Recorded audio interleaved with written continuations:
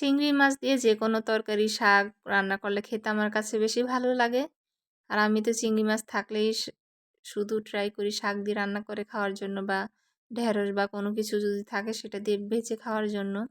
চিংড়ি মাছের স্বাদই আলাদা, এসব দিয়ে রান্না করে খেলে বেশি মজার হয়।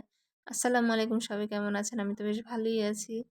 প্রথমে আমি চিংড়ি মাছগুলোকে কেটে ধুয়ে তারপরে এই তো পেঁয়াজের মধ্যে একটু কষিয়ে নিয়েছি। সব উপকরণ পরিমাণ মতন সব দিয়ে দিয়েছিলাম।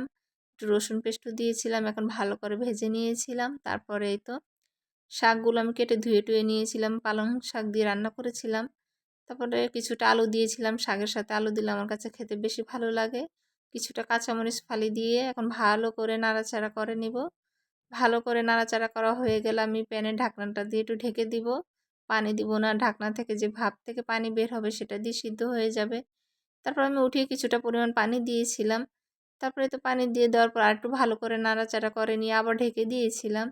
তারপরে তো আস্তে আস্তে আমার কুক হয়ে আসছে। এই শাকটা কুক হতে বেশি সময় লাগে না, খুবই তাড়াতাড়ি সিদ্ধ হয়ে যায়।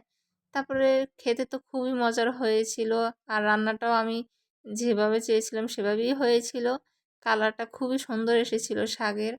তারপরে আমি গুঁড়ামরিচ একটু কম ব্যবহার করেছি। গুঁড়ামরিচ বেশি দিলে শাকের কালার নষ্ট হয়ে যায়। চেষ্টা করবেন যে কাঁচামরিচ ফালি দিয়ে রান্না করার জন্য। তারপরে তো রান্না আমার প্রায় হয়ে গিয়েছিল। তারপরে একটা বাটিতে আমি সার্ভ করে নিয়েছিলাম সুন্দর করে ছবি তোলার জন্য।